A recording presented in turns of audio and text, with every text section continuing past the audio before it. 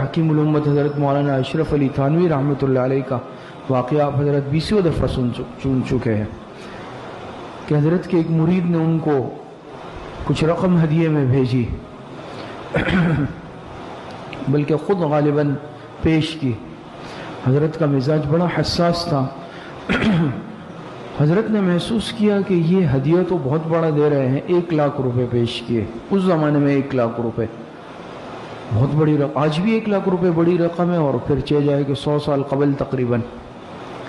حضرت نے محسوس کیا کہ اس کے دل میں کچھ تکبر ہے، بڑائی کا جذبہ ہے۔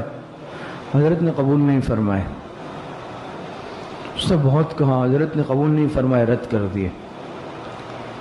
پھر واپس اپنے علاقے میں جا کر دوبارہ حضرت کو خط لکھا، کہا کہ حضرت میں آپ کی خدمت میں ہدیہ پیش کرنا چاہتا تھا، مگر آپ نے قبول نہیں کیا، آپ اس کو قبول فرما لیں۔ اور نیچے یہ جملہ لکھا کہ آپ کو کوئی ایسا مرید نہیں ملے گا جو 1 لاکھ روپے ہدیہ آپ کو پیش کرے۔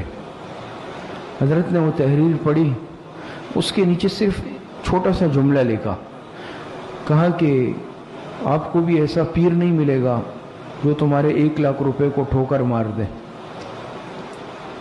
تو یاد رکھیں، علم دین کی بہت بڑی شان ہے، بہت بڑا مقام ہے۔ دنیاوی مال اسباب لوگوں کے پاس دیکھ کر اس کو حسرت سے دیکھنا اور اس کو اپنانے کی فکر یا سوچیے، علم دین کی ناقدری ہے۔ آپ کے سینوں میں اللہ پاک نے جو 30 پارے قرآن رکھا ہے، پوری دنیا کی دولت اس تک نہیں پہنچ سکتی۔